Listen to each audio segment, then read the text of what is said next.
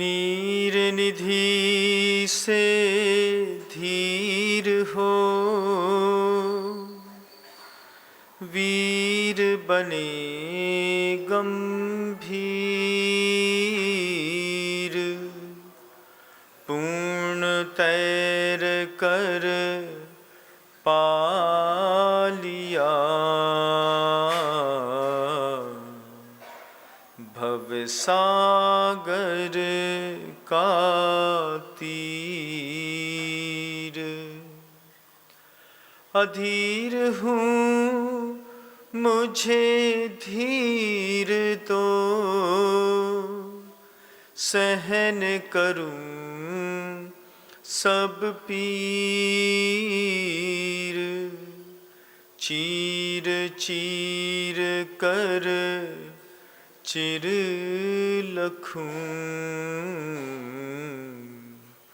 अंतर की तस्वीर। अहिंसा परमो धर्म की। परम पूज्य आचार्य भगवंत गुरुदेव श्री विद्यासागर जी महाराज की, वर्तमान आचार्य परमेष्ठी गुरुदेव श्री समय सागर जी महाराज की, समस्त मुनि संघ की।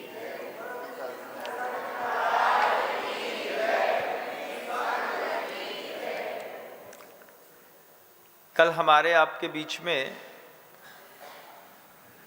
वह चर्चा निकली थी जिसमें हम आप दोनों समझ रहे थे कि 2000 सागर की तरस पर्याय में मात्र 16 भव मनुष्य के, उसमें 8 भव अपर्याप्तक के, उन 8 में से एकाध भव बड़ी मुश्किल से जैन कुल का, उसकी दुर्लभता हम कल देख रहे थे और समय पूरा हो गया। एक भाव मान लीजिए आपको जैन कुल का 2000 सागर की तरस पर्याय में पुरुष का मिल गया। एकाध भाव ऐसा मान लेते हैं कि कभी आप स्त्री की पर्याय में भी आकर के जैन कुल में आ गए होंगे, तो 2 भव मिल गया। इन 2 भवों में उत्थान के रास्ते कैसे निकलते हैं। हर जीव को अपने ऊपर उठने की चिंता तो है। हर आदमी कहीं ना कहीं तो घबराता है कि नागे ना जाने क्या होने वाला है। जब हमको बड़ी मुश्किल से पुरुष का एक भव जैन कुल का मिला, उसके बाद चुनौतियां सामने खड़ी हैं। धर्म के सामने सबसे बड़ी चुनौती है, किसी भी धर्म को पालन करने वाले हों, उस धर्म के पालन करने वाले के पास सबसे बड़ी चुनौती है कि धर्म का उसके पास ज्ञान है कि नहीं, हम जानते भी हैं कि नहीं। क्योंकि क्रियात्मक धर्म एक ऐसी वस्तु होती है जिसको आप गतानुगतिक थोड़ा बहुत देख करके सीख लेते हैं, लेकिन गुणात्मक भी एक धर्म होता है। क्रियात्मक धर्म में है थाली लगा ली, पूजा कर ली, भगवान के सामने चले गए, इधर से उधर द्रव्य चढ़ा ली और मंदिर से लौट करके चले आए। आप मंदिर रोज जाते हैं, ये बहुत अच्छी बात है, लेकिन मंदिर में क्या क्या समझ पाते हैं ये समझने वाली बात है। गुणात्मक धर्म जो है, धर्म के सामने चुनौती है। सबसे बड़ी बात है कि आप धर्म को कैसा समझते हैं, कैसा ज्ञान है आपको धर्म के प्रति। क्या धर्म की वृद्धि के लिए, उसकी स्थिति के लिए, उसके फल के लिए, धर्म के उदय के लिए एक सम्यक दृष्टि क्या पुरुषार्थ करता है, इनके बारे में अगर जानकारियां ना हो तो जीवन मदहोश जैसा एक चाल में चुपचाप निकलता चला जाता है। कल भी मंदिर गए थे, वहीं खड़े हुए थे, आज भी मंदिर गए, वहीं खड़े हुए, कल भी जाएंगे, वहीं खड़े होंगे, लेकिन इसके आगे का कुछ पता नहीं।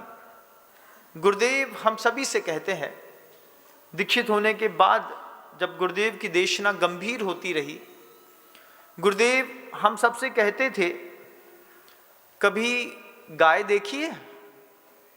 हाँ महाराज, गाय देखी है। एक सफेद गाय की कल्पना करिए अपनी आंख के अंदर, कि बिल्कुल सफेद गाय है, दुबली पतली काली आंख है उसकी, बहुत सुंदर दिख रही है। और उसके मालिक ने उस पूरी सफेद गाय की काली आंख में और सुंदरता बढ़े तो नीचे थोड़ा सा काजल लगा दिया, बिल्कुल साफ सुथरी चमकती हुई। उस गाय ने 9 माह के गर्भ को धारण करने के बाद एक बछड़ा जन्म दे दिया।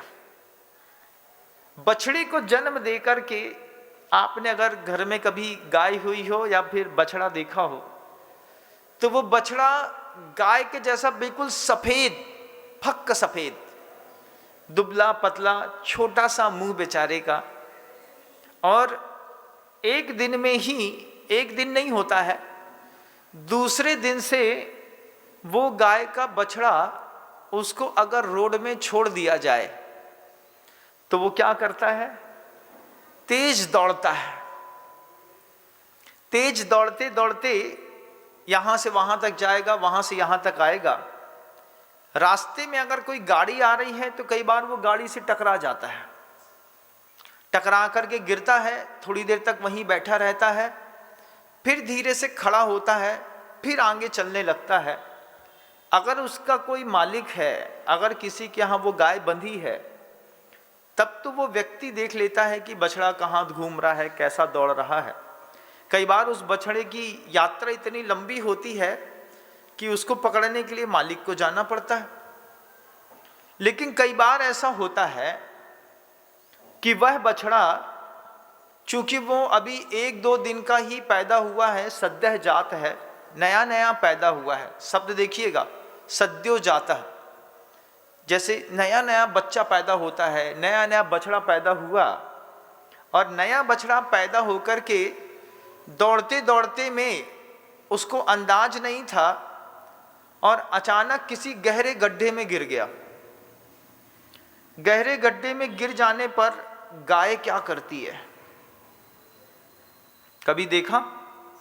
नहीं देखा तो देखिए, अगर स्क्रीन पर दिख रहा हो तो अपनी आंख की स्क्रीन पर देखिए कि गड्ढे पर जब बछड़ा गिर जाता है तो गाय अपनी चिंता किए बिना उस गड्ढे तक नीचे कैसे भी हो उतर जाती है।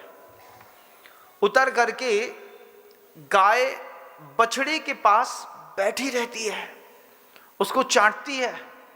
कई बार ऐसा होता है कि आपने मान लीजिए सेप्टिक टैंक खोदा हो, उस टैंक पर कोई बछड़ा गिर जाए तो सेप्टिक टैंक पर बछड़ा गिरने पर गाय लेट नहीं करती, तुरंत पास में जाएगी, 2-4 बार हुंकारा मारेगी, इधर उधर देखेगी, और नहीं होगा तो धीरे से 2 पैर आगे बढ़ा करके उस बछड़े के पास जाकर के गड्ढे में खड़ी हो जाएगी।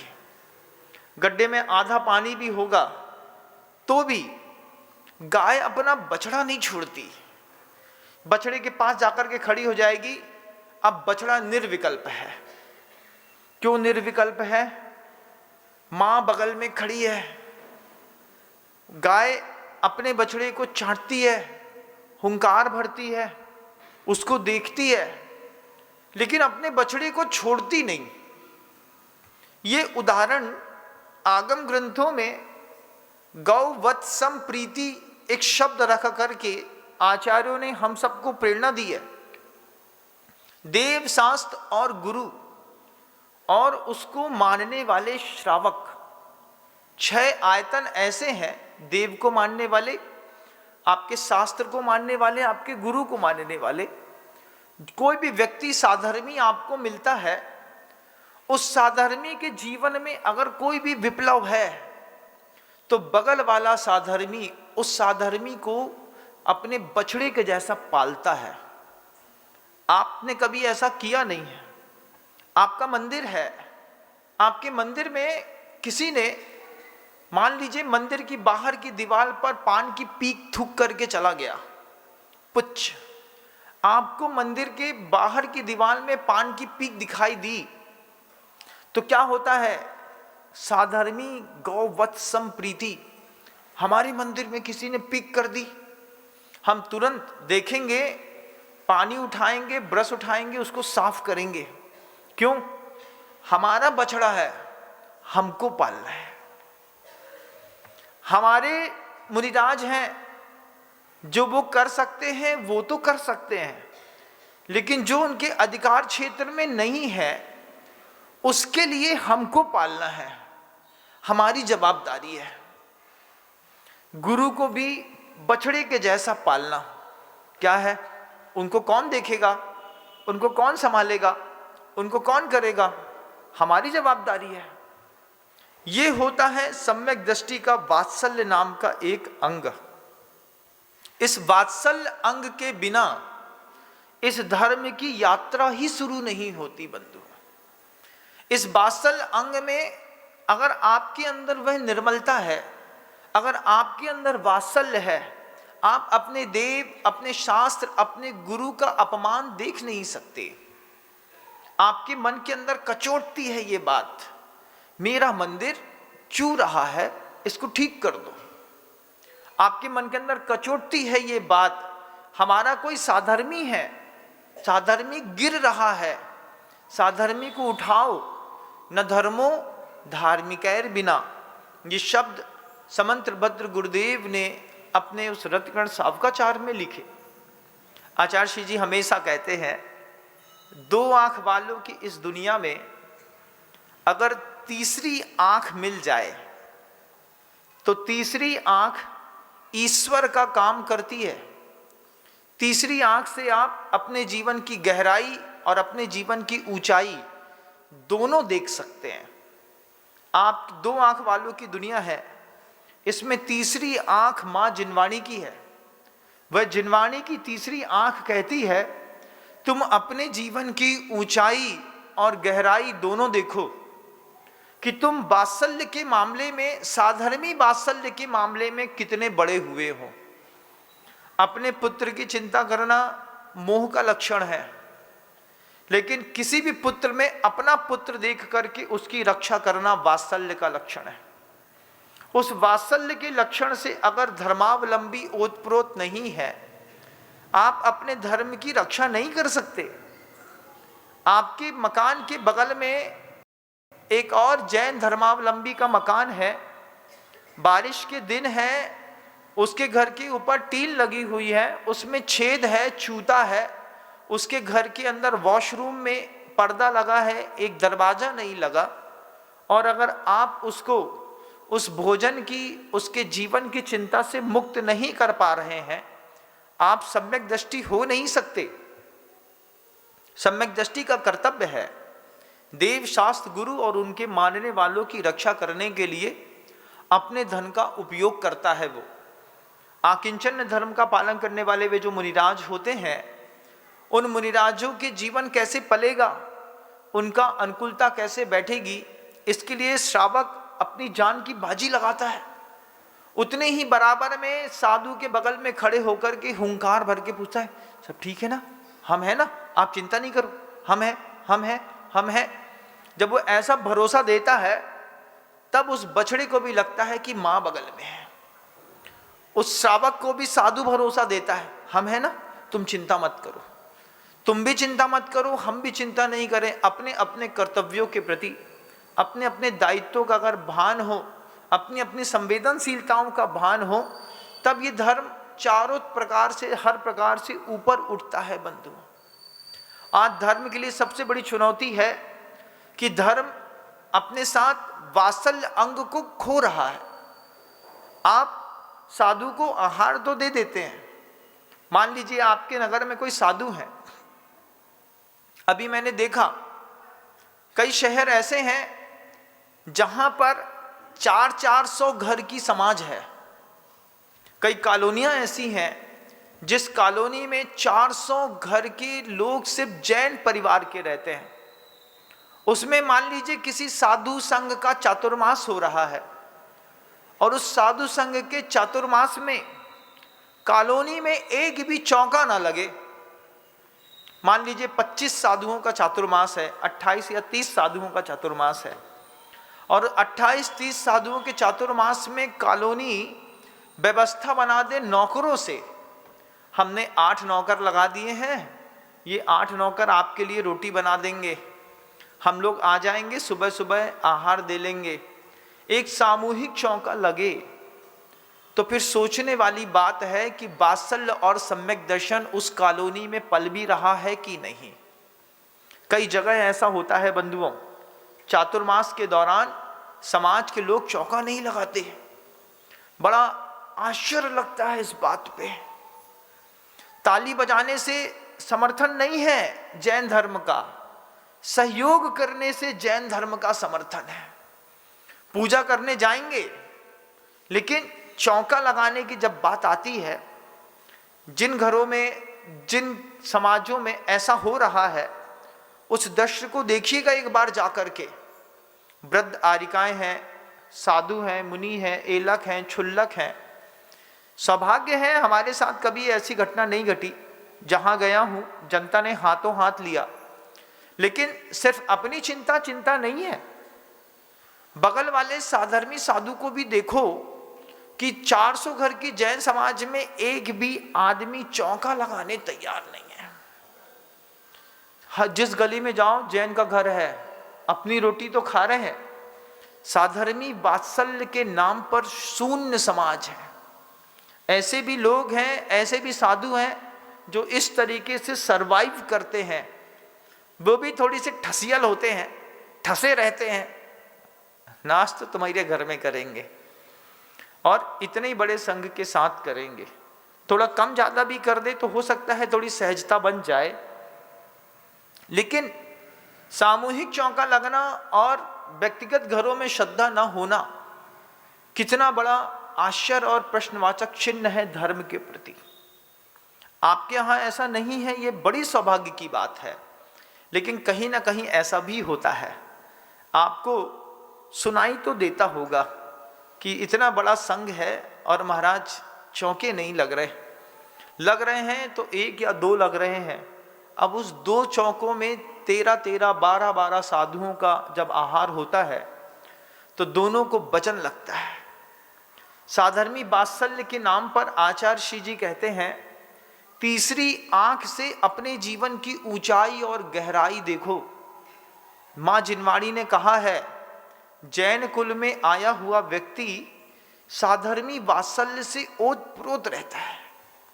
वो ओतप्रोत भी कैसा है, जैसे छोटे से बछड़े को संभालने में गाय गड्ढे में नीचे उतर जाती है, ठीक इसी तरीके से साधर्मी को संभालने में आप उसके पास जाकर के बैठ करके पूछते हैं, सब ठीक तो है, कोई तकलीफ तो नहीं है। सामने वाला बोलता है कोई तकलीफ नहीं है, लेकिन उसके बाद भी आपको तकलीफ दिखती तो होगी। किसी की दुकान में जाकर के बैठते होंगे, उसकी दुकान में टीन लगा होगा और टीन को ठीक करने की भी उसकी सामर्थ्य नहीं होगी। वो पन्नी लगाता है, खप्पर लगाता है, उसके ऊपर ईंट रखता है, कैसे भी अपने आप को संभालने की कोशिश करता है। महाराष्ट्र में जाकर के देखिएगा बंधुओं, महाराष्ट्र में जाकर के देखेंगे। जब हमने पहली बार महाराष्ट्र का दौरा किया और देखने गया तो मैंने देखा कि 2 दीवारें बहुत मेहनत करके जैन समाज के व्यक्ति ने खड़ी करी, बहुत मेहनत करके 2 दीवारें, पीछे एक दरवाजा खिड़की लगा लिया। छपाई करने को पैसा नहीं है, छपाई करने का पैसा नहीं है, ऊपर टीन डालने का पैसा नहीं है। क्या किया, पन्नी आती है, उस पन्नी से बांस लगा करके पन्नी डाल दी और पन्नी डालने के बाद नीचे वहीं पर रहने लगे। अभी फर्श नहीं किया, फर्श को थोड़े बहुत ला करके कुछ कूट काट करके बराबर किया, उसमें मिट्टी और गोबर का लेप करके उसको बराबर कर दिया। उसी में जैन समाज के लोग भी रह रहे हैं। इतनी भी गरीबी है समाज में, देखने लायक चीज है। आपके कर्म का उदय तो नहीं है, लेकिन अगर किसी साधर्मी के इस तरीके के विचित्र कर्म का उदय है तो वात्सल्य करना, उसको वात्सल्य देना भी हमारी एक जवाबदारी बनती है। पूरे महाराष्ट्र में आप छोटे छोटे गांव में जाएंगे, आपको जिंतूर जाकर के देखिएगा, अंतरिक्ष पार्श्वनाथ भगवान के उस पूरे शहर में इस तरीके के श्रावक रहते हैं जिसमें श्रद्धा अथाह उछाल मारती है। लेकिन धन का अभाव है, पुण्य का अभाव है। अपने पुण्य से उनके पुण्य को जीवित करना भी धर्म है, इसको भी समझिए। दुनिया में कहीं भी जाइए, अगर आपको आपका साधर्मी किसी दिक्कत में दिखता है तो उस दिक्कत में दिखने वाले साधर्मी को धर्म ध्यान के लिए योग्य वातावरण बनाइए। आचार्य श्री जी सभी से, हम लोगों से कहते थे, तत्व चिंतन वो कर सकता है जो भोजन की चिंता से मुक्त होगा। अगर आपके दिमाग में भोजन की चिंता है तो फिर आपको मंदिर और भगवान दिखाई नहीं देंगे। कई लोगों के जीवन में इस तरीके का भी कर्म का उदय है कि वे सुबह से लेकर शाम तक सिर्फ भोजन की चिंता में लगे रहते हैं कि भैया अगर मेहनत नहीं करेंगे तो 2 दिन बाद खाने के लिए घर में आटा खत्म हो गया। जैन कुल में जन्मे हैं, इस तरीके का कर्म का उदय है। उस कर्म के उदय में हम सुनते तो बहुत गौर से हैं, लेकिन करने के नाम पर कुछ नहीं। मैं 3 दिन पहले आया था, यहाँ पर एक साधर्मी वात्सल्य की पेटी रख गया कोई, वे भी आपके यहाँ के लोग हैं, उन्होंने भी किसी साधु परमेष्ठी का उद्बोधन सुना होगा। साधर्मी वात्सल्य की भावना बनी होगी, सेवा के मामले में, चिकित्सा के मामले में, दया के मामले में। इनमें भी धन को लगाना आपके धन की सार्थकता है। ये साधर्मी वात्सल्य कैसा करेगा? गौ वत्सम प्रीति, बिना आपा देखे कि मैं निकल पाऊंगी कि नहीं निकल पाऊंगी, ये तो बात की बात है। सबसे पहले मुझे अपने उस अबोध बछड़े के पास तक पहुंचना है। वो व्यक्ति हो सकता है, वो कोई आरिका हो सकती है, वो कोई मुनि हो सकता है, वो कोई क्षुल्लक हो सकता है, वो कोई मंदिर हो सकता है, वो कोई गुरु हो सकता है, जिसके ऊपर आप इस तरीके का वात्सल्य का प्रभाव छोड़ेंगे। मंदिर है, बिल्कुल टूटा है, खराब हो रहा है, आपका कर्तव्य है, आपने देखा है ना, अब आपको ठीक करना है।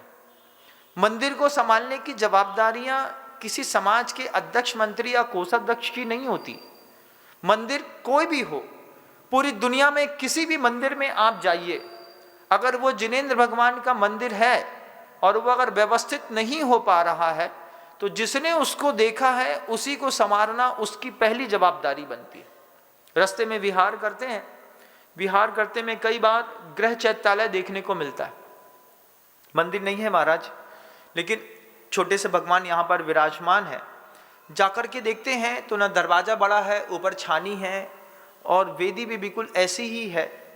ये तो सौभाग्य की बात है कि गुरुदेव के साथ में जितने भी मंदिरों में आचार्य भगवंत का प्रवास के दौरान जाना हुआ, वे सारे के सारे मंदिर पीछे चलने वाले श्रावकों ने चमचमा दिए। आचार्य श्री जी ने किसी भी मंदिर में जाकर के खड़े हुए और ऐसा ऊपर देखा, बस अरे इसमें तो छानी है। पीछे खड़ा आदमी ने कहा एक काम करो, इसमें लेंटर डाल दो, अच्छा बना लेना, खर्चा हमारे नाम पे, आप हमारा फ़ोन नंबर ले लो और भेज देना। इस तरीके से भी वात्सल्य धर्म के प्रति, धार्मिक व्यक्ति के प्रति, देव के प्रति, शास्त्र के प्रति, गुरु के प्रति जब हम प्रस्तुत करते हैं, तब जाकर के धर्म की सुरक्षा, स्थिति, वृद्धि, फल और उदय, ये 4 चीजें होती हैं। आचार्य श्री जी कहते हैं, गुरुदेव समर्थबद्ध स्वामी कहते हैं, धर्म के सामने सबसे बड़ी चुनौती है ज्ञान का सम्यक होना, कि हम सही तरीके से धर्म को समझ पाए। अभी हम सिर्फ क्रियात्मक धर्म को धर्म समझते हैं। मंदिर चले गए, पूजा कर ली, भगवान के सामने बैठ लिया और जाप दे लिया, तो हमने बहुत बड़ा तीर मान लिया, ऐसा नहीं। बाहर जो साधर्मी हैं, उन साधर्मी की भी व्यवस्था करना ये कर्तव्य बनता है उस व्यक्ति का जिस व्यक्ति के पास पुण्य का तीव्र उदय है। आचार्य भगवंत ने जब कहा कि भोजन की चिंता से लोग मुक्त होंगे, तब तो तत्व की चिंता कर पाएंगे। ये बात जब गुरुवर ने कही तो सिर्फ कहा नहीं, साधर्मियों के लिए व्यवस्थाएं बनाई। गौशालाओं को खोल करके जब शांतिधारा दुग्ध योजना गुरुवर ने खोली, तो दुग्ध योजना खोलते वक्त गुरुवर का ये भाव था कि इसमें दुधारू पशु रखे जाएंगे, इस दुधारू पशुओं की सेवा करने के लिए नए परिवार रखे जाएंगे उन परिवारों का गाय से, गाय का परिवारों से लालन पालन होगा और एक दूसरे की रक्षा करते हुए ये दोनों धर्म ध्यान कर पाएंगे। इस धर्म ध्यान की भावना से गौशाला खोली, इसी धर्म ध्यान की भावना से कि जो साधर्मी है जब तक भोजन की चिंता से मुक्त नहीं होगा वो तत्व चिंतन कैसे करेगा। तब गुरुदेव ने हथकरघा का प्रकल्प रखा। छोटे छोटे गांव में जहां बच्चों के पास खाने पीने उठने बैठने के लिए अच्छी व्यवस्था नहीं थी, वहां के बच्चों को, जैन समाज के बच्चों को, अदर कास्ट के बच्चों को चयनित करके उठा करके लाए सेंटर पर। पहले दिन से 300 रुपये प्रतिदिन दिया। बंधुओं, सीखोगे ना, सीखने का भी 300 रुपये रोज मिलेगा तुमको। सीखने वाले को बड़ा अच्छा लगा कि सीखने के भी 300 रुपये भी मिल रहे हैं और सीखने भी मिल रहा है। 2 महीने 2.5 महीने की ट्रेनिंग के दौरान 10-10 हजार रुपये प्रति महीना सीखने वाले वर्कर को दिया। 2.5 महीने के बाद एक हथकरघा स्टॉल करके 50-50, 60-60 हजार रुपये के हथकरघे स्टॉल करके और उसके घर में रख दिए और उनसे कह दिया धागा यहाँ से ले लीजिए, मेहनत करिए, बना करके यहीं पर वापस अपने वस्त्र को रख दीजिए और जो भी आपके पुरुषार्थ का पैसा होता है आप अपने हाथ में ले लीजिए। ऐसी व्यवस्थाएं अपने जीवन काल में गुरुवर ने जब रहते हुए करी, इसका प्रभाव ऐसा गजब का पड़ा कि बहुत सारे परिवार जो अर्थ के उपार्जन में बिल्कुल पीछे हो रहे थे, वे हथकरघा चला करके भोजन की चिंता से मुक्त हुए। जवान बेटी है घर के अंदर, 18 साल की, 17 साल की, और घर के अंदर खाने को मान लीजिए प्रतिकूलताएं हैं, परिवार की प्रतिकूलताएं हैं। अब वो कहाँ जाएगी गांव की बच्ची? तो गांव की बच्ची ने हथकरघा सीखा। हथकरघा सीख करके घर में जगह थी तो घर में चलाया, घर में जगह नहीं थी तो सेंटर में आकर के, जहाँ भी जो भी सेंटर बनाए थे उन सेंटरों में हथकरघा चला करके आज वे बच्चियां कम पढ़ी लिखी होने के बावजूद 40-40 हजार रुपये प्रति महीना कमाती हैं। भोजन की चिंता से मुक्त हो गया गुरुदेव ने। ये वात्सल्य है, ये भी एक धर्म है। जब नक्सलाइट एरिया में गुरुदेव चंद्रगिरी डोंगरगढ़ गए और वहाँ पर देखा कि छत्तीसगढ़ की महिलाएं अपने परिवार का पेट पालने के लिए कई बार अनैतिक कामों को भी करना पड़ता है। कई महिलाएं ऐसी होती हैं जो मजबूरी में सेक्स वर्कर का काम करती हैं। आचार्य भगवंत के निर्देश मिले कि जो बेटियां, जो महिलाएं इस तरीके का दास्ता युक्त जीवन जी के अपने परिवार का पोषण कर रही हैं, उनकी भी रक्षा का भाव गुरुवर के मन के अंदर आया। क्या करुणा होगी उस संत के अंदर जो लगातार जीव और जीविका के उद्धार के बारे में मुनि पद पर बैठ करके लगातार सोचते रहे। उन्होंने डोंगरगढ़ में हथकरघा के एक बहुत बड़े विशाल केंद्र की स्थापना की। आज करीब 150 से 200 से ऊपर हथकरघे उस डोंगरगढ़ के हथकरघा केंद्र में चलते हैं, बहनें चलाती हैं। लेकिन पीछे का एक उद्देश्य खड़ा किया कि गांव में रहने वाली जो बेटियां हैं, ये बेटियां किसी भी तरीके से अनैतिक कार्यों में न जा करके कुशलता पूर्वक गरिमा के साथ अपना जीविकोपार्जन कर सकें। आज आचार्य श्री जी जब इस दुनिया को छोड़ करके आसमानी हुए, उस वक्त जो दर्द उन अदर कास्ट की महिलाओं और बैगा और आदिवासी जातियों के बीच में था, आज भी वो आचार्य श्री का चित्र देखती हैं, पैर छूती हैं और रो देती हैं कि बाबा तुम्हारे कारण हमारी बच्ची पाप करने से बच गई। आज भी महिलाओं की आंख से आंसू आते हैं। इसको कहते हैं साधर्मी वात्सल्य। न धर्मो धार्मिकैर बिना बंधु। ज्ञान जहां तक देख पाता है, जहां तक करने की सामर्थ्य होती है, जहां तक का पुण्य होता है, वहां तक आदमी अपनी प्रभावना छोड़ता है। अजैनों को जैन बनाना, मांसाहारी से शाकाहारी बनाना, सात्विक बनाना, ब्रह्मचर्य को पालना, किसी महिला की बेटी के जीवन की सील की सुरक्षा करना और उसके लिए हमेशा के लिए एक कला दे देना, कितनी ऊंची सोच है धर्म को समृद्ध करने की। ये साधर्मी वात्सल्य है। लेकिन हमारा ज्ञान अगर काम करे तब काम बनता है। आज पूरे के पूरे राजस्थान में जब मैंने शुरुआत में ही प्रवेश किया था, प्रवेश करते साथ ही टेम्पो ट्रैक्स गाड़ी होती है, ट्रैवलर होती हैं बड़ी बड़ी वाली, सूमो होती है, मार्शल होती हैं। राजस्थान में प्रवेश करने से 15 किलोमीटर पहले मैंने पहला दृश्य देखा जो कभी टीवी में देखते थे, उसको हकीकत में देखा। हकीकत में देखा, हकीकत में देखने पर पता चला कि एक गाड़ी में 60 लोग बैठ करके कहीं जा रहे हैं। हमने पहले पूछा कि हो सकता है 20-25 किलोमीटर में किसी के घर में शादी होगी, तो शादी में बाराती जा रहे हैं मस्ती करते। फिर बताया कि महाराज मस्ती करते हुए बाराती नहीं जा रहे, ये गांव की लेबर है। 14 साल की बच्ची छत पर बैठी है गाड़ी के, महिला बैठी है, पुरुष बैठे हैं, अंदर भी ठसाठस ऊपर भी ठसाठस। हमने कहा हम तो सोचते थे ये गाड़ी 8-10 लोगों का वजन उठा सकती है, ये तो 60 लोगों का वजन उठा रही है, इसकी तो ताकत बहुत है।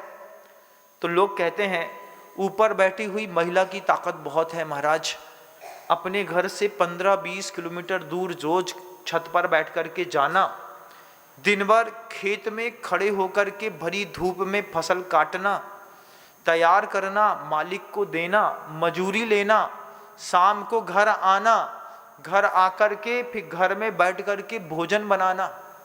हमारी तुम्हारी जैसी मस्तियां गरीब परिवारों में नहीं होती। वे जरा सी बात में 50 रुपए की फुल्की खाने की हिम्मत नहीं रखते। उन्होंने कभी पिज्जा, बर्गर, चाउमीन का टेस्ट नहीं चखा। उनके पास इस तरीके के कर्म करने के लिए न विचार है न संस्कार। 300 रुपए 400 रुपए रोज के कमाए, इसमें से 50 रुपए की फुल्की कौन खाता है। शाम को घर आना, मोटे मोटे आटे की अच्छी रोटी बनाना, गरम गरम रोटी बिना घी लगी चुपचाप किसी भी सब्जी के साथ खा लेना और जिंदगी जी लेना। ये जब अभी मैंने दृश्य देखा, आज गुरुदेव होते और गुरुदेव को अगर चिट्ठी में लिख करके ये बात कही होती तो गुरुदेव कहते एक काम करो, वहाँ पर उनसे बोलो कहीं व्यवस्था करें और ढूंढें, और ढूंढ करके राजस्थान में अच्छे हथकरघे के केंद्र की स्थापना करें। गुरुदेव इस बात को जरूर बोलते इस बात को कि आप वहां पर हैं और आपको इस तरीके की मजबूरियां दिखती हैं, तो इस मजबूरियों में आप राजस्थान के अंदर भी एक बहुत अच्छे हथकरघा केंद्र की स्थापना करिए। और उस हथकरघे केंद्र की स्थापना कैसे करते, तो साधर्मी वात्सल्य का परिचय। वो हमारे भगवान को मानने वाले नहीं हैं, लेकिन अगर अहिंसा का दिया उनके दिमाग में भी जलाया जाए, उनको भी सिखाया जाए कि सील की रक्षा करना, वात्सल्य देना, अहिंसा का पालन करना, मांसाहार का त्याग करना, सात्विक जीवन जीना, जैन इसी को कहते हैं जिसके अंदर आपने अहिंसा का दिया जला दिया। आचार्य भगवंत ने कभी भी आदिवासी महिलाओं को ये नहीं समझा कि ये जैन नहीं है। एक ही बात कही, इनको भगवान बता पाओ या ना बता पाओ, इनको अहिंसा जरूर बताइएगा। और अहिंसा भी अगर बता दी तो बड़ा कमाल की बात हो गई। ये राजस्थान जहां पर बहुत लंबा चौड़ा क्षेत्र है बंधुओं, इस राजस्थान में जहां तक जाता हूं देखता हूं जैन समाज अति समृद्ध है। लेकिन पूरी दुनिया के लोगों से तो नहीं, राजस्थान के लोगों से कहना चाहूँगा कि हर घर से एक हथकरघे की दान की घोषणा हो जाए तो आपके दिए गए एक हथकरघे के दान से किसी एक आदिवासी महिला के लिए हम किसी एक स्थान को चयनित करके एक बहुत बड़ा हथकरघा का सेंटर खोल सकें। उस सेंटर को खोलने पर जहां पर महिलाएं जान की बाजी लगा करके 20-20 किलोमीटर दूर जा कर के और फसल काटती हैं, वे वहां पर सूत काट सकती हैं, साड़ियां बना सकती हैं, टॉवल बना सकती हैं, वे और भी अच्छा काम कर सकती हैं। समर्थन दीजिएगा। आपको लगे, जयपुर वालों से भी कहूँगा, उदयपुर वालों से भी कहूँगा, बड़े बड़े सेठ लोगों से भी कहूँगा जिनके पास अकूत संपदा है, और उनकी संपदा को भोगने वाला कोई है नहीं। आप चाहें तो किसी भी एक स्थान को चयनित करिए, हमारे पास तक किसी माध्यम से संपर्क करिए कि महाराज श्री हथकरघा का सेंटर अपन कहाँ खोल सकते हैं, जहाँ पर लेबर मिलती हो, जहाँ पर अनुकूलता मिलती हो। और एक हथकरघे के केंद्र की स्थापना राजस्थान में आचार्य विद्यासागर जी महाराज जी के नाम पर आज पहली आवश्यकता दिखाई देती है। ये पहली आवश्यकता है साधर्मी वात्सल्य की। ये पहली आवश्यकता है इस पूरे राजस्थान के अंदर कि अगर आदिवासी महिलाओं को, यहाँ की जाट महिलाओं को, यहाँ की रहने वाली और भी जो लोकल समाज है, उन महिलाओं के भी सील की, व्रत की सुरक्षा के साथ हम उनके धैर्य की रक्षा कर पाए, इसको भी धर्म की प्रभावना कहते हैं। आपको लगता है सिर्फ मंदिर बनाने को प्रभावना कहते हैं, तो मंदिर बनवाने से ऊंचा है एक धार्मिक व्यक्ति को खड़े करने को भी प्रभावना कहते हैं बंधुओं। आचार्य भगवत ने तो बहुत किया। आचार्य श्री जी की जहां तक दृष्टि गई, गुरुवर ने वहां तक इसके प्रयोग किए। तिहाड़ जेल में आचार्य श्री जी का दिमाग गया, उपयोग गया। आचार्य श्री जी बैठे बैठे नेमावर में कहते हैं, ये जो जेल में कैदी होते हैं इनका भी तो परिवार होता होगा। बताया कि हाँ, उनका भी परिवार होता है, उनके परिवार में मजबूरियां रहती हैं, फिर वो कैसे निर्वाह करते हैं, क्योंकि थोड़े से क्रोध के आवेश में पाप हो जाते हैं। अभी जब कर्म का उदय होता है और पश्चाताप होता है, तब तक तो 20-20 साल की सजा हो जाती है। तब आचार्य भगवंत ने तिहाड़ जेल में ब्रह्मचारिणी बहनों को भेज करके वहां पर भी हथकरघा की स्थापना करी। ऐसी गजब की व्यवस्था बनाई। सरकार से उसी जेल के अंदर टीन शेड बनाने के लिए कहा, सरकार नहीं बना पाई तो खुद बनाया। गुरुवर ने अपने भक्तों से कह करके, बनाओ यहाँ पर अच्छा टीन शेड बनाओ, टीन शेड बना करके हथकरघा रखो।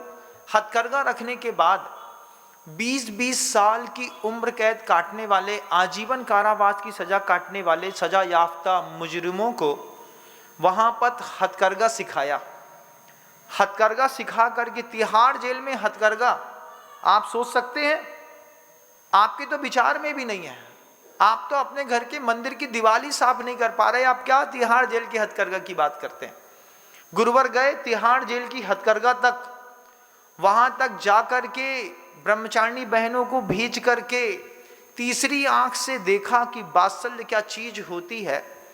और 20-20 साल, 25-25 साल, कुछ लोग आजीवन कारावास के कैदी थे, उनके परिवार के नाम पर भी चिंता गुरुवर के मन के अंदर हुई और गुरुदेव ने तिहाड़ जेल में हथकरघा की स्थापना करी। हथकरघा की स्थापना करने के बाद कैदियों को हथकरघा सीखने का मौका मिला। आज तिहाड़ जेल में सर्वाधिक प्रोडक्शन होता है हथकरघा की वस्तुओं का। वहाँ के जो कैदी जितनी भी सुबह से लेकर शाम तक मेहनत करते हैं, उस मेहनत के फलस्वरूप जो भी पैसा इकट्ठा होता है, वो पूरा का पूरा पैसा उस कैदी के परिवार के पोषण के लिए उनका बैंक अकाउंट खोला। अब उस हर कैदी सजा काट रहा है और अपने परिवार में जेल के अंदर से 40,000 रुपये, 30,000 रुपये, 28,000 रुपये प्रति माह भेज रहा है, जिससे उनके परिवार का पोषण हो रहा है। महिला की अस्मिता बच रही है, बच्ची को पढ़ाई के लिए पैसा मिल रहा है, घर की लाइट का बिल चुकाया जा रहा है, गेहूं दिया जा रहा है। साधर्मी वात्सल्य कहलाता है। आचार्य श्री जी का उच्चतम एक दृष्टिकोण रहा। उस उच्चतम दृष्टिकोण में गुरुवर ने हथकरघा की, गौशाला की स्थापना करके ये बात लोगों को दिखाई कि प्रायोगिक धर्म के बिना धर्म की स्थिति नहीं हो सकती। धर्म के पास सबसे बड़ी चुनौती है ज्ञान की। ज्ञान सुरक्षित है। आपकी जानकारी में अगर साधर्मी वात्सल्य शब्द है और अगर आप वात्सल्य करने की सामर्थ्य रखते हैं तो सही जगह वात्सल्य का प्रयोग करिए। इस वात्सल्य के बिना आपके सम्यक दर्शन की स्थिति बन नहीं सकती। सम्यक दर्शन के बिना आप संसार से पार हो नहीं सकते। दूसरे की अनुकंपा करना आपके ऊपर उठने का एक तरीका है बंधुओं। एक सम्यक दृष्टि दूसरे सम्यक दृष्टि को कैसे पहचानता है? आप बताओ, क्या पैमाना है कि आप मुझको देख करके मेरे सम्यक दृष्टि होने का अनुमान लगाएं और मैं आपके सम्यक दृष्टि होने का अनुमान लगाऊं? तो सबसे पहला शब्द गुरुवर ने वात्सल्य रखा। गौ बच्छ सम प्रीति, गाय का बछड़ा गिर गया, उठ नहीं पा रहा है, कर नहीं पा रहा है, वो कर भी नहीं पाएगा, उसके बस में नहीं है, उसके लिए हम मेहनत करते हैं, उसके लिए हम पुरुषार्थ करते हैं। छोटा छोटा दान भी बड़े बड़े काम करता है।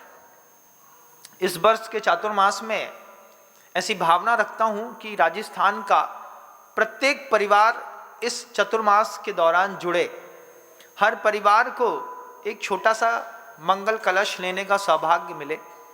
मंगल कलश निमित्त है किससे? आपको साधर्मी वात्सल्य से, देव शास्त्र गुरु से जोड़ने का। उसमें कोई गिली गिली छू नहीं है, लेकिन अच्छी भावनाएं जरूर हैं, साधुओं की अच्छी भावनाएं हैं, आचार्यों के आशीर्वाद की।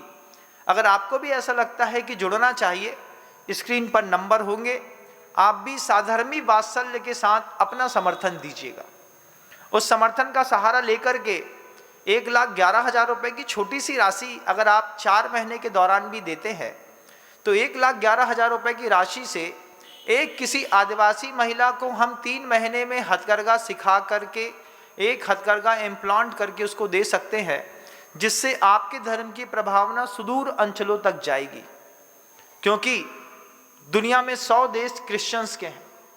क्रिश्चियंस के 100 देश जब एक साथ भारत में चैरिटी करते हैं, तो भारत के अंदर वे शिक्षा के मामले में अपने धर्म को ऊंचा उठाते हैं, वे हॉस्पिटल का सहारा लेकर के अपने धर्म को ऊपर उठाते हैं। जितने भी चैरिटेबल ट्रस्ट की क्रिश्चियंस की आपकी हॉस्पिटल्स और स्कूलें होती हैं, वे निःशुल्क शिक्षा और चिकित्सा देकर के अपने धर्म को ऊपर उठा रहे हैं। आपको भी अपने धर्म को ऊपर उठाने के लिए कोई ना कोई एक साधन ढूंढना पड़ेगा। गुरुदेव ने हथकरघा का एक साधन, एक प्रकल्प आप सबके बीच में दिया। समर्थन देने वाले लोग स्क्रीन पर दिखने वाले नंबर पर अपने समर्थन की बात जरूर करेंगे, ऐसा मैं मानता हूं। दूसरी एक बात कल भी रखी थी, आज पुनः रखना चाहूंगा। धर्म के सामने चुनौती है ज्ञान के बाद पूजा की, कि आपकी वो जो रेपुटेशन बनी है मार्केट में, वो मार्केट की रेपुटेशन डाउन तो नहीं हो रही है। जब आप किसी बड़े चोरी में पकड़े जाते हैं, तो पकड़ा जाता है एक जैन, लेकिन रेपुटेशन सबकी डाउन होती है। जब कोई भी दुनिया में कहीं पर भी आतंकवाद के नाम पर अगर कोई बम फेंके, तो आपके दिमाग में कौन सी कौम के व्यक्ति का चित्र उभरता है? बताओ। कहीं पर भी एक बम फेंका, मान लो कश्मीर में एक बम फेंका किसी ने, आतंकवादी ने, कश्मीर में आतंकवादी ने एक बम फेंका, तो कौन सी कौम के व्यक्ति का चित्र उभरता है आपकी आंख में, दिमाग में? उभरता है ना किसी का, उसी कलर वालों का जिसके कलर की चटाई में बैठे हो तुम, है ना? चित्र उभरता है, बम फेंकने वाला वही होगा। उस कौम ने ऐसी बेइज्जती करवाई है अपनी, कि आज उस कौम का हर व्यक्ति आतंकवादी दिखाई देता है। आप एक इज्जत कमाई है, हम चोरी नहीं करते, हम डकैती नहीं डालते, हम हिंसा नहीं करते, और पता चल जाए कि मीट ट्रांसपोर्ट करने के मामले में किसी जैनी का ट्रक लगातार लगा हुआ है, पता चल जाए कि ट्रांसपोर्ट कंपनी में, शिपिंग कॉरपोरेशन यार्ड में किसी जैनी के जहाज से ही यहाँ से वहाँ मांस विदेश में भेजा जाता है, और पता चल जाए तो बुरा बहुत लगता है। जब आप तांबा चोरी में पकड़े जाते हैं और पुलिस वाले आकर के आपको रोड में से गाड़ी में बैठा करके ले जाते हैं, रेपुटेशन मार्केट में खराब होती है कि नहीं होती? बोलिए। होती है महाराज। जैन समाज के लोग चोरी नहीं करते और चोरी में पकड़े जाएं, जैन समाज के लोग हिंसा नहीं करते और हिंसा में पकड़े जाएं। हिंसा को, चोरी को पाप समझते हैं आप, परिग्रह को पाप नहीं समझते। परिग्रह के मामले में तो जैन समाज का व्यक्ति इतना अच्छा है महाराज। कितना है तुम्हारे यहाँ? महाराज हम भी अंदाजा नहीं लगा सकते, आप भी अंदाजा नहीं लगा पाएंगे। अभी एक जगह था, एक शहर था, उस शहर में एक जैन समाज के घर के अंदर इनकम टैक्स की रेट पड़ी। इनकम टैक्स की रेट पड़ी, सोयाबीन अनाज के व्यापारी थे, तो रेट पड़ी तो इनकम टैक्स वाले आए, 22 गाड़ियों में भर करके आए और उनके जितने भी वेयर हाउस थे, जितने भी गोदामें थी, सब में एक साथ रेड मारी। जब मालिक को जगाया कि भैया तुम्हारे दुल्हा देखने वाले आए हैं, इनको मिलो, तो सोयाबीन का व्यापारी कहता है आपको क्या चाहिए है ये बताइए। वो कहता कुछ नहीं चाहिए है, कागज पत्ती ले आइए। लास्ट में कैसा डिसीजन हुआ है ये तो भगवान मालिक है, मैं अपने मंच से नहीं बोल पाऊंगा, लेकिन युक्तिपूर्वक रास्ते निकाल लिए। आपने भी चोरी करने के मामले में, झूठ बोलने के मामले में, हिंसा करने के मामले में जैन समाज के हर व्यक्ति को उसके आचार्यों ने, उसके गुरुओं ने रोका है, हमेशा मना किया है कि ये पाप है, इसको करना मत। जिस दिन पकड़ा जाएगा उस दिन अपने आप में बड़ी ग्लानि महसूस होती है। तांबा चोरी करने वाले जब तांबा चोरी करते वक्त पकड़ते जाएं, किसी भट्टी में गला करके उसका कोई दूसरा प्रोडक्शन स्टार्ट कर रहे हो, पता चला रेलवे का चोरी का माल पकड़ लिया, तार पकड़ लिया, वायर कटिंग कर दी, कहीं कुछ कर दिया, बाद में बड़ी बदनामी होती है।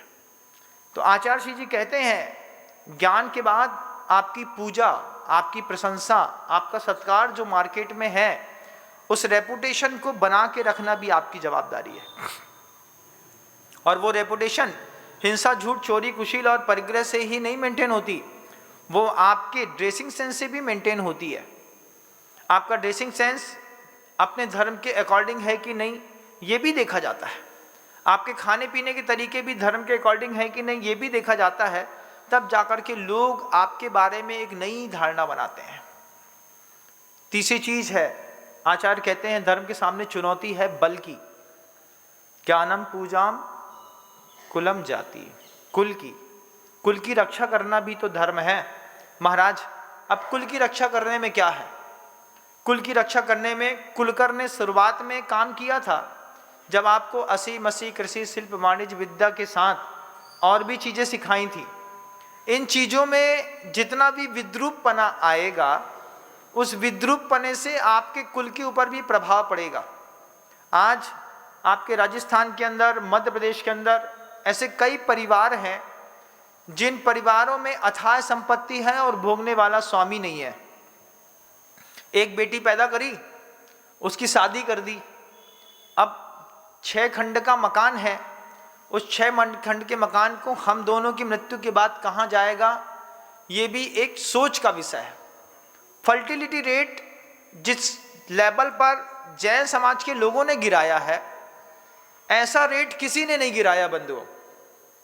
हमारे यहाँ 1 चाइल्ड पॉलिसी दिमाग में इतनी ज़्यादा घुस गई है कि दूसरी संतान ताकत होने के बावजूद हम पैदा नहीं करते, किसी कीमत में नहीं करते। विदेशों में जाकर के देखिएगा, हम खजुराहो में थे, खजुराहो में Europe, America, Australia, Canada, Germany, Arizona, इस तरफ के जब लोग आते थे तो एक एक दंपति के साथ 4 बच्चे नॉर्मल बात थी।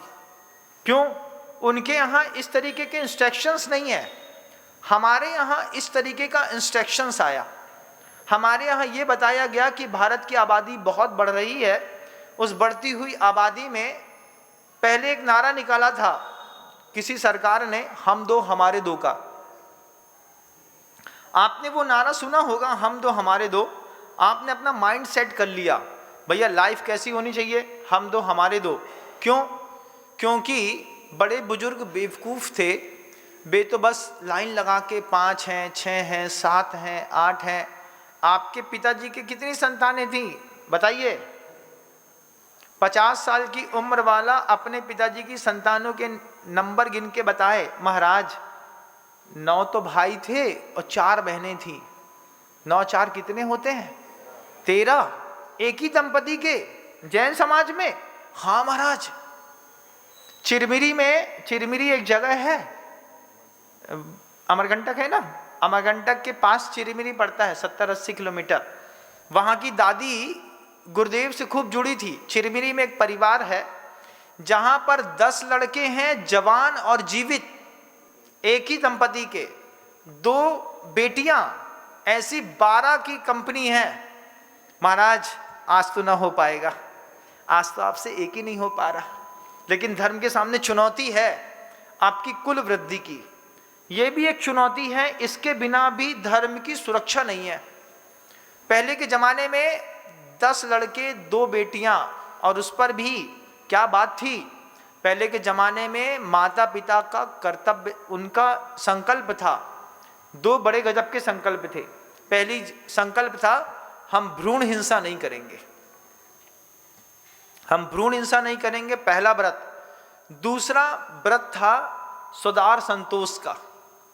स्वदार संतोष में भी एक पत्नी का व्रत, आगम ग्रंथों की भाषा कह रहा हूं, शादी विवाह करते हैं ना, पहली बार विवाह करते वक्त 7 फेरे डालते हैं, लेकिन उसी अग्नि के विवाह के फेरे पर एक संकल्प और किया जाता है दंपति के द्वारा कि हम दोनों संकल्प करते हैं कि दोबारा जीवन में विवाह नहीं करेंगे। ये संकल्प भी उसी अग्नि के फेरे पर किया जाता है। पति कहता है मैं जिससे विवाह कर रहा हूं, मेरा एक पत्नी का व्रत इसी अग्नि की साक्षी पूर्वक है, ये पत्नी जब तक मेरे जीवन में रहेगी मैं इसके साथ अपने परिवार का पोषण, संवर्धन, वृद्धि करूंगा, दोबारा विवाह नहीं करूंगा। इसको कहते हैं एक पत्नी व्रत। और एक दूसरा होता है स्वदार संतोष व्रत। स्वदार संतोष में आपकी 2 पत्नियां भी हो सकती हैं, 3 भी हो सकती हैं, 4 भी हो सकती हैं, बहुत ताकत हो तो 96,000 भी हो सकती हैं। चक्रवर्ती की जितनी है उतनी आप भी कर लीजिए। महाराज जैनों के यहाँ, हाँ बिल्कुल, उनको वस्त्र, आभूषण, उनके शारीरिक पोषण, उनकी व्यवस्थाओं की अगर ताकत है तो जैन समाज के व्यक्ति एक ही मंडप में 2 विवाह भी कर सकता है। महाराज जी आप ऐसा मत बोलिए, नहीं तो गड़बड़ हो जाएगी। गड़बड़ नहीं होने वाली, तुम करोगे नहीं, ये बात बिल्कुल तय है। तुम एक ही को तो कर नहीं रहे, एक ही के साथ तुम लिव इन रिलेशनशिप में रह रहे हो। शादी करके महाराज जी कौन बंधन में बंधे, तो रिलेशनशिप में रह रहे हैं लोग। लेकिन आचार्य कहते हैं 2 प्रकार के व्रत होते हैं, एक स्वदार संतोष व्रत होता है, एक पत्नी का व्रत होता है। आप में से इतने महानुभाव मुझे जो धैर्य पूर्वक सुन रहे हैं, मैं आप सबसे पूछना चाहता हूं, आप में से इन 2 में से कौन सा व्रत है आपका? एक पत्नी व्रत कभी लिया किसी गुरु के सामने? नहीं लिया महाराज जी। मां बहनों से पूछूंगा, एक पति व्रत लिया? महाराज जी ऐसा नहीं बोलते, ऐसा नहीं बोलते, तो पूछ रहे हैं बस, तो कह दिया हाँ लिया। तो एक पति व्रत आपने लिया, बहुत अच्छी बात है, लेकिन मोबाइल में जो पर पुरुष को देख करके भाव खराब किए, तो क्या उससे आपके व्रत में दोष लगा कि नहीं लगा? पूछना चाहता हूं। जब किसी बॉडी बिल्डर के बल्ले शल्ले दिखाई देते हैं, एप्स दिखाई देते हैं, कट्स दिखाई देते हैं, और जब मन के अंदर कोई बात, उमंग, तरंग उठती है, उससे भी तो व्रत खराब होता होगा ना। इस बात को भी फिर सीखना है। अगर आपका व्रत है तो व्रत के अतिचार भी आगम ग्रंथों में, रथकर्ण शाकाचार में लिखे हैं। कुल की वृद्धि, इस बात पर संवाद है कि पहले, क्योंकि जैन धर्म के लिए सबसे बड़ी, धर्म के लिए चुनौती है कुल वृद्धि। आपकी कुल वृद्धि नहीं है, एक ही लड़का है, एक लड़की है, पहले 10 थे, 11 थे, 12 थे, 6 थे, 8 थे। एक सेना में चला जाए, 4 बच्चे दुकान संभाल ले, माता पिता संभाल ले, धर्म भी संभाल ले। 5-6 बच्चों में से एक आध बच्चे को वैराग्य हो जाता था, तो वो वैराग्य के मार्ग में निकल कर भगवान महावीर के मार्ग का पोषण करता था। 2 दुकान चला लेते थे, बेटियां होती थी तो बुढ़ापे में सहारा बन जाती थी। आज एक ही लड़का है, और वो लड़का भी बेचारा JKG है। JKG मतलब? महाराज जी क्या बोला आपने? JKG है वो लड़का। JKG एक कोडिंग है, विवाह के बाद लड़के जो हैं वो JKG हो जाते हैं। अब वो JKG का कोड आपको खोलना होगा, मैं नहीं खोलता। अब वो लड़का बेचारा JKG है, तो फिर वो मम्मी पापा की सेवा कैसे करेगा? या तो हम इधर डेडिकेट हैं या इधर डेडिकेट हैं, 2 में से एक जगह डेडिकेट है। कितने सारे लड़के हैं बिल्कुल शुद्ध JKG, बे JKG, माता पिता से लड़ लड़ के विवाह तो कर लिया, लेकिन विवाह के बाद माता पिता की चिंता नहीं है। पहले 4-5 संतानें होती थी, उन 5 संतानों में एक आध JKG मिल जाए तो दूसरा लड़का अगर तेज तर्राट निकल गया तो पहले वाले को अपने आप समझ में आ जाता था कि गुलामी नहीं करनी है, क्या करना है, सेवा करनी है, माता पिता की, परिवार का पोषण करना है। कितनी अच्छी दुकानें चलती थी, 2 लड़के दुकान संभाल रहे हैं, एक खरीदी में गया है, भरोसा तो रहता था कि ठगाए नहीं। आजकल तो किसी को पैसा दो, पता चला वो रास्ते ही में लेकर के गायब। महाराज क्या हुआ? बोले 20 लाख दिए थे दलाल को, दलाल ने पार्टी तक पहुंचाई नहीं, बीच में ही लेके गायब हो गया, अब आशीर्वाद दो। हम कहते हैं घुरे के घर के 4-5 लड़के होते तो एक लड़का खरीदी कर लेता, 2 माल बेच लेता, एक मुनि बन जाता, देश में भी चला जाता, तुम्हारा परिवार संभल जाता। लेकिन अब धर्म के लिए चुनौती खड़ी हो गई, 1 चाइल्ड पॉलिसी की। लड़का हो या लड़की, महाराज दूसरा नहीं करेंगे चाहे कुछ हो जाए। और तो और छोड़िए, हमने अच्छे करोड़पति परिवारों में दंपतियों का इस तरीके का विचार देखा। मैंने कहा जब तुम्हारे पास सामर्थ्य है, तुम बच्चे को अच्छे से पाल सकते हो, पोस सकते हो, उसको अच्छी शिक्षा दे सकते हो, उसको अच्छे संस्कार दे सकते हो, तो संतान पैदा क्यों नहीं करते? महाराज एक ही ठीक है। एक ही ठीक क्यों है? महाराज बॉडी फिटनेस भी तो खराब होती है। अपनी बॉडी फिटनेस के चक्कर में आपने धर्म की तो पूरी फिटनेस ही खराब कर दी। पूरी फिटनेस। आप गृहस्थ धर्म में दंपति के कुछ प्रायश्चित भी होते हैं। एक लड़का है, एक लड़की है, दोनों ने विवाह कर लिया। दोनों ने विवाह कर लिया तो विवाह के गठबंधन में बंधने पर दोनों ने अपना अपना मोक्ष मार्ग तो खत्म कर ही लिया। पुत्र था, वो मुनि बन सकता था, मुनि नहीं बना, उसने गृहस्थ धर्म स्वीकार किया। बेटी थी, आरिका बन सकती थी, वो आरिका नहीं बनी। विवाह कर लिया तो विवाह जाने के बाद जाकर के गुरु से बोलते हैं, हमने गृहस्थ धर्म स्वीकार किया है, इसका कोई प्रायश्चित दे दीजिए। उस प्रायश्चित को मांगने पर गुरु कहते थे, सत संतान की प्राप्ति ही इस धर्म का प्रायश्चित है। एक गृहस्थ के जीवन का प्रायश्चित है। अगर 2 का मोक्ष मार्ग खत्म किया है तो कम से कम 2 संतानें तो 2। लेकिन 1 चाइल्ड पॉलिसी ये बोली नहीं सरकार ने, ये मोनो में दिखाई। पति पत्नी का चित्र दिखाया, बीच में एक बच्चा दिखा दिया, दोनों तरफ से एक एक आदमी हाथ पकड़ा है। और हम तो समझदार हैं, चित्र देख करके तो सब समझ जाते हैं, तो सब समझ गए। तो 1 चाइल्ड पॉलिसी में आप आ गए। इस 1 चाइल्ड पॉलिसी से सबसे बड़ी चुनौती है धर्म को, देश को। ना हम सैनिक पैदा कर पा रहे हैं। और क्या लिखा था नीतिकारों ने कि नारी जने के भक्तजन। स्त्रियां क्या पैदा करें जिससे स्त्रियों की खूबसूरती बढ़ती है? नारी जने के भक्तजन। ऐसा कोई भक्त पैदा करो कि जिसको बोले जे जो भैया है ना, जे उनके लड़का है। नारी जने के भक्तजन। आचार्य विद्यासागर जी महाराज जी जैसे भक्तजन, गुरुदेव श्री समय सागर जी महाराज जी जैसे भक्तजन, नारी जने के भक्तजन कहे दाता। या तो फिर ऐसा संपन्न पुत्र पैदा करो कि किमिच्छिक दान दे सके साधु को। साधु को किमिच्छिक दान। महाराज साधुओं की आजकल जो है ना भाषा बदल गई है। साधु इतना लंबा चौड़ा मांगते हैं कि लगता है पूरा घर लूट लेंगे। उनको किमिच्छित दान। नारी जने के भक्त जन कहे दाता। ऐसा दाता पैदा करो कि कम से कम एक विधान करे ऐसा जीवन में, और इस विधान में किमिच्छित दान दे सके। तुम जो मांगोगे वो मिलेगा। हम अपनी मर्जी का नहीं देंगे, तुम जो मांगोगे वो मिलेगा। ऐसे राजा महाराजा हुए, ऐसे सेठ साहूकार हुए, विधान करते थे, विधान में शांति धारा करते थे, बड़ी बड़ी पूजा करते थे, जप करते थे, तप करते थे, और अंतिम दिन में किमिच्छित दान देते थे। किमिच्छित दान दे करके वो बताते थे जिसको जिस चीज की आवश्यकता है, लोभ नहीं। लोभी को किमिच्छित दान नहीं दिया जाता। आवश्यकता है, हमारे पास है, तुम ले जाओ। साधु को किमिच्छित दान मिल जाए। साधु को क्या आवश्यकता है? उसको भोजन चाहिए तो वो तो बिना मांगे मिल जाता है उसको।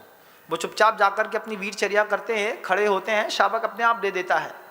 इसके अलावा अगर साधु आपको किसी भी चीज में प्रेरणा देता है तो वो देव शास्त्र और गुरु से जुड़ी हुई चीज होती है, उसमें भी किमिच्छित दान मिल जाए, ये भी एक सौभाग्य है। तो वो किमिच्छित दान देने वाला नारी जने के भक्त जन कहे दाता, कै सूर, या तो कोई ऐसा सूरमा या सैनिक पैदा करें कि बॉर्डर में जाकर के देश की रक्षा कर सके। 3 पुत्र पैदा करने के लिए स्त्रियों को प्रेरणा दी है नीतिकारों ने। भक्त पैदा करो, दाता पैदा करो, सूरमा पैदा करो, ना ही तो फिर बांझ रहे, मती गवावे नूर, या फिर वो फिर बांझ रहे तो ही अच्छी है। अब पूरे शरीर का सौंदर्य भी चला गया और बच्चा दारूखोर पैदा हो गया, बच्चा लड़कीबाज पैदा हो गया, सिगरेट पीने वाला पैदा हो गया, व्यसनी पैदा हो गया, तो माता पिता माथा ठोकते हैं ना कि नहीं महाराज इसको समझाओ ना, सुबह से लेके शाम तक क्या बताए महाराज, जितने पाप हैं यही करता है। तो नीतिकारों ने लिखी कितनी सुंदर बात, नारी जने के भक्त जन कै दाता कै सूर, नाही तो फिर बांझ रहे मती गवावे नूर। संतान पैदा होती है ना तो स्त्री का पूरा शरीर जो है वो बिगड़ जाता है। बिगड़ क्या जाता है, एक अजीब तरीके की शारीरिक पीड़ाएं और परिवर्तन से महिलाएं गुजरती हैं, उनका सौंदर्य नष्ट हो जाता है। अब तुम्हारा सौंदर्य भी नष्ट हुआ, तुम दाता भी पैदा नहीं कर पाए, भक्त भी पैदा नहीं कर पाए, कोई सुरमा भी पैदा नहीं कर पाए, तो जीवन व्यर्थ सा लगता है। अंतिम समय में बोलते हैं महाराज सब बेकार है, धम्मम शरणम पब्बज्जामि, मैं धर्म की शरण को ग्रहण करती हूँ। इसीलिए समो शरण में जहां किसी भी भगवान का समो शरण देखिएगा, संवेदनशीलता पुरुष से ज्यादा हमेशा महिलाओं के पास रही। 3 लाख आरिकाएं, 60,000 मुनि। कितने मुनि, कितने 60,000, आरिकाएं कितनी 3 लाख। क्या है, संवेदनशील हैं, धर्मात्मा है, यथार्थ दिखाई देता है, इसलिए समोषण में जाकर के आरिका के व्रत ग्रहण करके बैठे हैं। हमेशा धर्म की उज्ज्वलता पवित्रता बनी तो स्त्री पर्याय से बनी, लेकिन आज धर्म को चुनौती मिली तो स्त्री पर्याय से मिली। किस बात की चुनौती मिली कि धर्म का कुल जो है वो बढ़ नहीं पा रहा। 1 चाइल्ड पॉलिसी आपके धर्म को बहुत जल्दी खत्म कर सकती है। आपको विचार करना होगा इस बात पर भी कि हम अगर 1 चाइल्ड पॉलिसी पे जी रहे, आज भी अभी भी इस उद्बोधन को सुनते वक्त भी अगर लगे कि आपकी प्रकृति, आपके पति की प्रकृति अनुकूल है, पुण्य अनुकूल है, उम्र के कितने भी बसंत बीत गए हैं, लेकिन एक संतान लाइए इस दुनिया में, उस संतान लाने से धर्म की स्थिति बनती है। पैसे की चिंता करते हैं, कौन पालेगा, आप ले आइए हम पाल लेंगे। बहुत अच्छी प्रतिभा स्थली है, अगर किसी बेटी को आपने जन्म दिया और बेटी के लालन पालन को आप नहीं कर पाए तो उस बेटी की 4ठी क्लास के बाद से विवाह तक की जवाबदारी हमारी है। आप सिर्फ संतान लाइए इस दुनिया में। आचार्य श्री जी ने इतनी अच्छी प्रतिभा स्थली ज्ञानोदय विद्यापीठ खोली कि वहां पर आप अपनी बच्ची को एडमिशन करा दीजिए, हम पाल लेंगे उसको, शुरुआत के 4 साल भी पाल लेंगे। बस आप ये कह दीजिए कि हम अपनी बच्ची नहीं पाल पा रहे हैं, इसको निर्वाह करना आपकी जवाबदारी है। प्रतिभा स्थली ज्ञानोदय विद्यापीठ पूरे गर्व के साथ खड़ी है, आप उसको पूर्ण रूप से छोड़ दीजिए, उसके ऊपर से अधिकार अलग कर दीजिए, हम उसको पाल भी लेंगे, हम उसको बड़ा भी कर लेंगे और उसकी अगली गति भी अच्छे परिवार में निश्चित करेंगे। व्रत लेना चाहेगी तो व्रत दिला देंगे, संसार बसाना चाहेगी तो करोड़पति घर में विवाह भी करा देंगे। लेकिन संतानें लाइए, संतान लाना, संतान नहीं है तो भी धर्म को एक बहुत बड़ी चुनौती है। अगले शब्दों पर पुनः प्रयास करूंगा। आपका समय हो गया है, शब्दों को विराम देता हूँ। गुरुदेव श्री विद्यासागर जी महाराज।